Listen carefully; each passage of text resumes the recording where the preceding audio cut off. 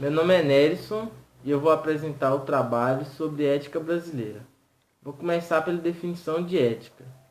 A ética é uma ciência da conduta humana, de uma pessoa diante a outra, onde sua virtude é a prática do bem, que resulta em felicidade. Ou seja, a ética estuda o comportamento humano, como o homem deve agir diante do próximo. É a forma pela qual o homem deve se comportar no meio social. Ela fornece juízos de valores que julgam o comportamento humano sobre as regras sociais. Não se refere apenas à decisão de punir e coibir, pois para isso existe a lei.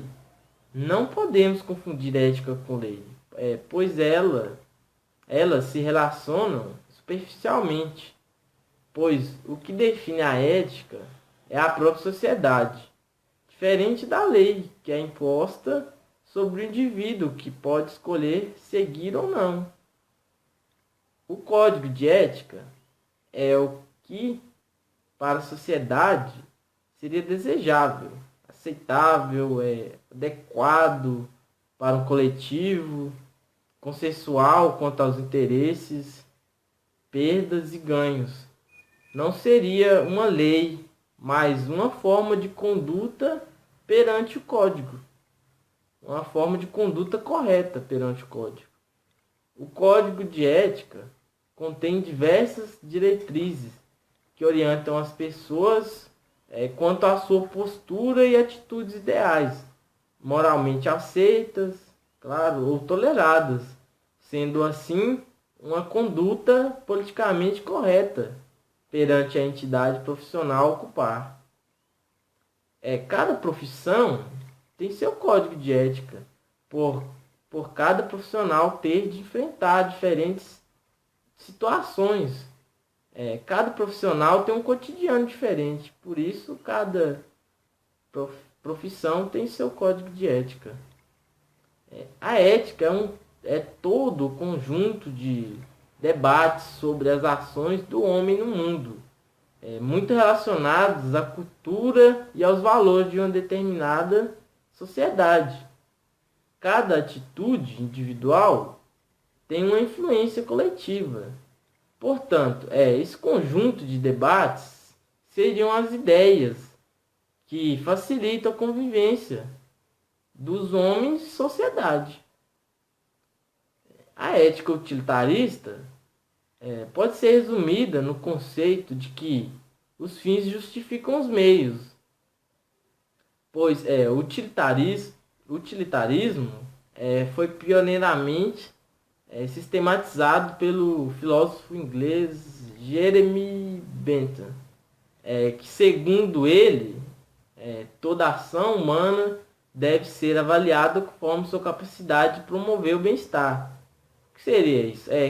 Aplicando isso, seria que se esse ato me traz benefício, se sim, é correto fazê-lo. E em controvérsia, tem a ética deontológica, que tem caráter descritivo-prescritivo, que prega a ética absoluta. Ou seja, a ética absoluta seria, se está errado agir de determinado modo, não importa se a ação será benéfica ou não, como na ética utilitarista. Se a ação fere a ética, o correto é não agir, por estar errado de qualquer modo. Meu nome é Matheus e eu vou falar sobre comportamento social brasileiro. Então, o que seria o comportamento social? Pode-se dizer que o comportamento social nada mais é que uma forma como pessoas inseridas em um mesmo meio interagem entre si. É a interação de indivíduos em um ambiente com pessoas da mesma espécie. No entanto, a interação de indivíduos com outros indivíduos de espécies diferentes não pode ser considerado como comportamento social. Bom, agora eu vou falar sobre o sistema político brasileiro. E como nós sabemos, o Brasil é um país democrata, ou seja, os representantes são eleitos pela maioria dos votos dos eleitores, e isso é uma forma bastante interessante de eleger seus representantes. No entanto, o que acontece na maioria dos casos é que os eleitores tentam eleger candidatos sem ter o mínimo de conhecimento sobre eles. E esses candidatos acabam por ser eleitos sem ter conhecimento nenhum sobre o ramo político, e na maioria dos casos são esses mesmos candidatos que acabam gerando a indignação da população brasileira. Nós brasileiros definimos o atual governo que elegemos como um governo corrupto. Isso acontece pelas grandes decisões tomadas pelos governantes que, na maioria dos casos, só levam em consideração os seus benefícios próprios. Mas se formos parar para pensar bem, nós brasileiros, em nosso dia a dia, tomamos decisões rápidas e fáceis de curto prazo com o único intuito de atender nossos próprios benefícios e conseguir atalhos rápidos. O jeitinho brasileiro, tanto criticado, está diretamente relacionado com a corrupção brasileira vivenciada atualmente. Quanto realmente não nos diferenciamos dos políticos corruptos que nós tanto julgamos, que tanto aparecem nos jornais e noticiários. Podemos citar uma série de exemplos para ver o quão próximo nós estamos deles.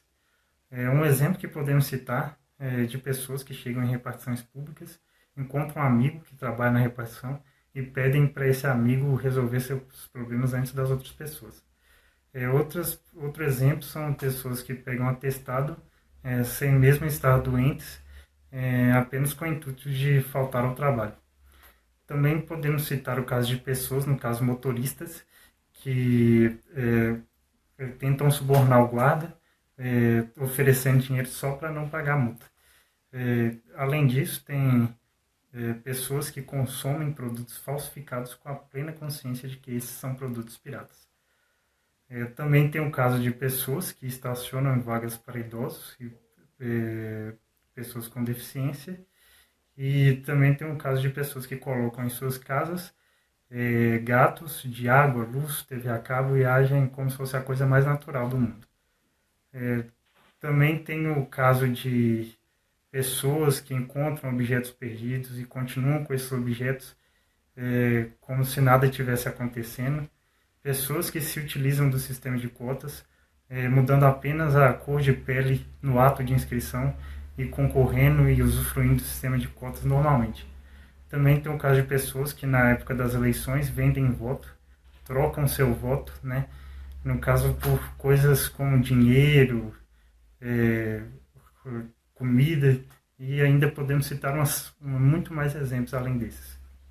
Bom, agora vamos supor que nós subíssemos de níveis e pudéssemos nos eleger, tivéssemos total autonomia para nos elegermos como os representantes do povo. E poderíamos representar tanto no poder executivo quanto no legislativo. E assim nós teríamos à nossa disposição todos os atalhos para tomar as decisões. Poderíamos tomar decisões rápidas, fáceis, de curto prazo. Como nos comportaríamos na nossa nova vida pública com todas essas opções a nosso dispor. O quanto nos diferenciaríamos dos políticos os quais julgamos tão corruptos que aparecem nos jornais e noticiários. Será que nossas decisões seriam tão diferentes assim? Então, podemos até concluir com isso algo. Bom, então o que podemos concluir com isso? Falamos tanto na necessidade em mudar o país, escolher melhores governantes, para que assim o Brasil possa melhorar tanto em sentido político e econômico, que nos esquecemos que a mudança tem que vir de nós mesmos. À medida que mudarmos nossas atitudes e valores, tornaremos pessoas mais éticas, e assim teremos maior habilidade em escolher nossos representantes. E os representantes que forem escolhidos terão maior discernimento, para que assim possam tomar as decisões mais corretas. A nossa única chance de mudar o país é começando por nós mesmos.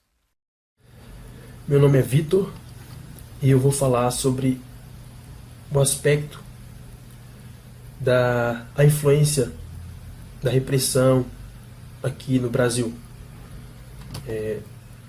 Na minha opinião, uma forma de se ver a repressão é notar que ela existe, principalmente tão intensamente como aqui no Brasil,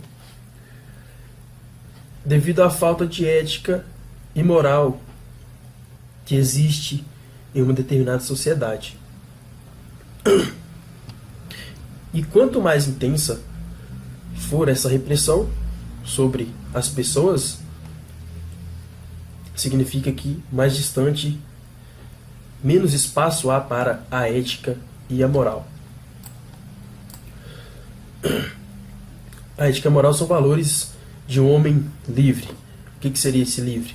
Não seria o livre fisicamente, mas sim o livre que relacionado ao psicológico. Você pode ser livre, que você saberá viver em sociedade. A ética e a moral, elas têm um território de pertinência, que seria uma discussão, está relacionada à discussão sobre o dever ser e sobre o dever agir. Você vai ser tal pessoa, você vai agir de tal forma, e isso está totalmente relacionado ao seu psicológico, ao fato de você ter uma decisão ética, ter uma consciência ética, saber o que é, saber aplicar essa ética externamente ao próximo. É um diálogo de você com você mesmo. Antes de qualquer coisa que você vá fazer ou falar, antes de qualquer atitude, você vai dialogar, vai pensar consigo mesmo se você está tendo um comportamento moral, se você está tendo um comportamento ético, mas não por causa de um olhar externo. Muito pelo contrário. Mesmo se você fosse invencível, mesmo se você fosse invisível, ou seja, você pode fazer o que você quiser e não vai ter um condenamento da sociedade por causa das suas atitudes, você vai ter ausência de repressão. E mesmo assim, você vai agir de forma ética. Você não vai tomar vantagem de nada. Você vai agir de uma forma que vai beneficiar o meio em que você vive. Vai beneficiar as pessoas em que você vive. Todo mundo vai beneficiar. De certa maneira, eu cheguei a essa conclusão, não sozinho, logicamente. Eu li que existem duas maneiras de lidar com o fenômeno da corrupção, por exemplo, no Brasil.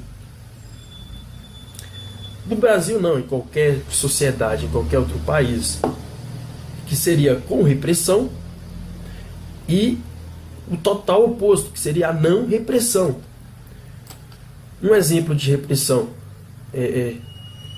agora mudando de assunto, saindo fora da corrupção, exemplos de repressões, métodos de repressão que existem aqui no Brasil, que existem por causa da falta de moral, de ética das pessoas. As pessoas não têm aquela questão de discutir consigo mesmo sobre o que fazer, sobre o que fazem, sobre o que falam. Polícia, câmeras, absurdamente câmeras em salas de aula para monitorar os alunos, semáforos, radares, leis severas. E são apenas alguns exemplos. Isso aí faz com que os indivíduos que necessitam, a sociedade que necessita desse tipo de método, desse tipo de repressão, em suma, quer dizer que a sociedade está defasada de ética. Uma sociedade repressiva, ela vai determinar, constrangir, controlar os comportamentos, as atitudes e até mesmo os pensamentos dos indivíduos daquela sociedade. Isso aí, qual que é o resultado? Se você está tendo esse tipo de coisa em determinada sociedade, menos espaço há para a ética. Porque uma sociedade em que as pessoas pensam consigo mesmas sobre suas atitudes, ela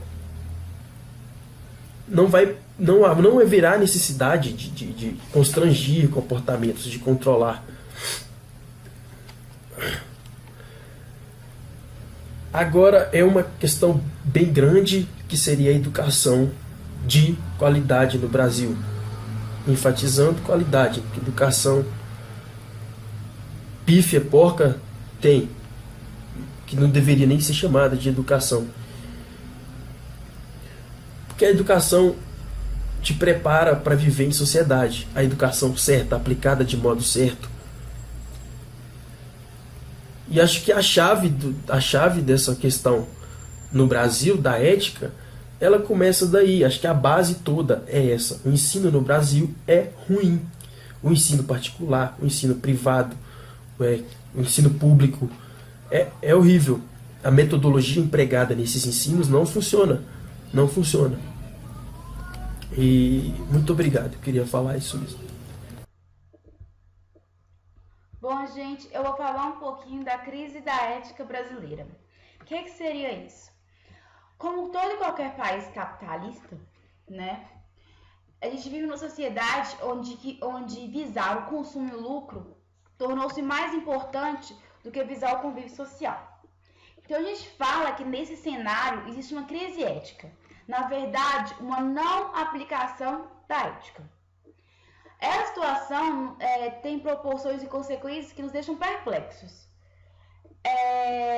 E cria em nós um individualismo exagerado, no qual você não olha a necessidade do outro, mas sim olha a sua necessidade apenas, o que você necessita naquele momento. Bom, mas quais foram os motivos que levou a essa crise ética? Como eu falei, muitos historiadores acreditam que o principal motivo seja o sistema capitalista. Por quê?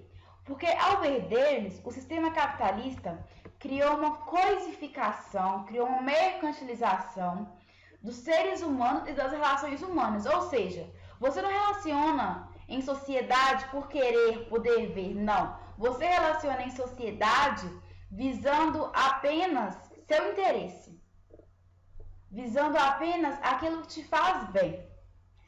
E a gente também acredita que seja pelo fato da ética no Brasil ser usada com 2 pesos e 2 medidas.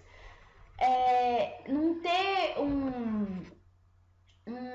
um caráter universal. Não, é errado, é certo, é errado. É certo. Não. No Brasil, não. No Brasil, às vezes pode ser certo, às vezes pode ser errado. A própria Constituição dá brecha para isso. E também o fato do seguinte: você cria uma base política, você cria uma base jurídica, você cria uma Constituição Federal para um determinado cenário. Nela, você coloca tudo bonitinho, sobre relações sociais, sobre o comportamento de sociedade, sobre leis, sobre punições que acarretam o não cumprimento da lei. Mas, quando você vai implementar isso em uma sociedade, como a sociedade brasileira se encontra, isso gera conflitos. Conflitos na sociedade, conflitos sociais. E também pelo fato de a gente ser bombardeado o tempo todo por situações, por atitudes que às vezes nos revoltam, que a gente fala assim, nossa, isso está acontecendo realmente.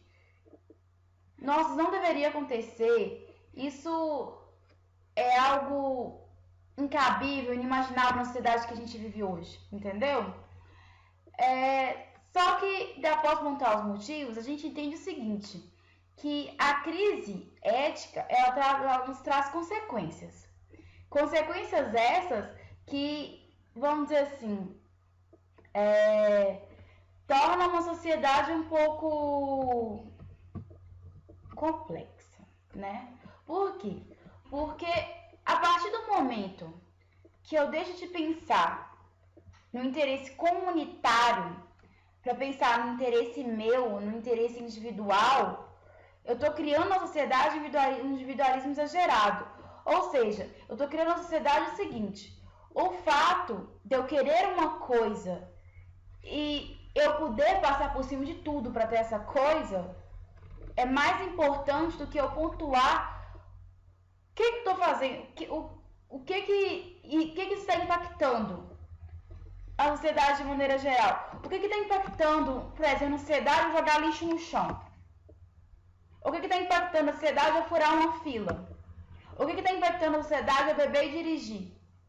Eu começo a achar que as leis existentes, que as leis de boa convivência, até mesmo as leis presentes na Constituição Federal, são coisas feitas para mim ser burlada.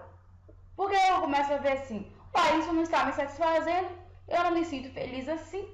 E como eu viso o meu individual, e como eu viso aquilo que me faz bem, eu posso fazer isso automaticamente. Eu não preciso me preocupar com o outro. Eu não preciso me preocupar com o que está em lei. A lei passa agora a ser vista não mais como algo que possibilite eu ter meus direitos, mas sim passa a ver como algo que eu possa burlar. Que eu possa chegar assim, não quero isso, pronto, acabou. Isso a crise ética também, ela deixa ela faz a gente perder uma perspectiva universalista de convivência entre homens para a gente ter um caráter particularista, onde eu vivendo no meu mundo tá ótimo. Se a outra pessoa está morrendo de fome, se a outra pessoa está com carência, se a violência está imperada, se o jeito que o país se encontra, para mim não importa. Importa o meu ego, o que eu quero. E também, o que isso faz? Você acaba criando uma sociedade que pensa no individual, que não pensa no coletivo, que faz desaparecer a crença de que critérios universais possam solucionar conflitos. Você cria uma sociedade que a exclusão, o egoísmo, a ausência de amor pelo próximo é comum. É algo natural. Bom, então para a gente concluir o trabalho, a gente chegou à conclusão do seguinte. O Brasil, ele prega muito, vamos dizer assim, brasileiros em si fala de boa conduta, fala de ter um comportamento ético, de ter um comportamento bom perante a sociedade, só que na verdade não adianta nada. Você reconhecer a dignidade da pessoa, se a sua conduta pessoal não se pautar por ela, entendeu? Se o seu comportamento, você pode pregar, não, é errado roubar, é errado furar fila, é errado beber e dirigir, mas se sua conduta pessoal não condizer o que você prega, não serviu de nada. Então, a gente chega à conclusão que não adianta você pregar, discursar sobre direitos humanos, que se existe situações na sociedade que fazem a gente perceber que isso não existe. Se tem, vamos supor, desrespeito, violência, se as pessoas tentam tirar vantagem em cima das outras para ganhar uma promoção, para obter mais lucro, para ter uma economia melhor, isso não resolve.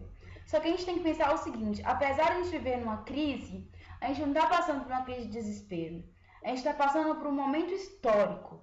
Um momento histórico que, vamos dizer, que é um momento de desafio e de esperança. Por quê? Porque ainda está em tempo do ser humano ver que o seu comportamento, colocar em pauta, na verdade, né? A questão do seu comportamento e do seu modo de agir. Ver se aquilo está coerente com a sociedade em qual ele vive. Então, para encerrar, a gente deixou uma frase de Paulo Menezes que diz o seguinte: assim como pelos excessos da poluição, o risco da sobrevivência da espécie fez as pessoas se conscientizarem da necessidade vital de luta pela defesa do meio ambiente, também se pode esperar que o próprio absurdo do esquecimento da ética venha suscitar um despertar do sentido ético, ainda mais vigoroso e radical do que todos os movimentos ecológicos, pois o perigo que traz o esquecimento da ética e maior que o da poluição ambiental, já que põe em questão a convivência humana civilizado. Muito obrigada.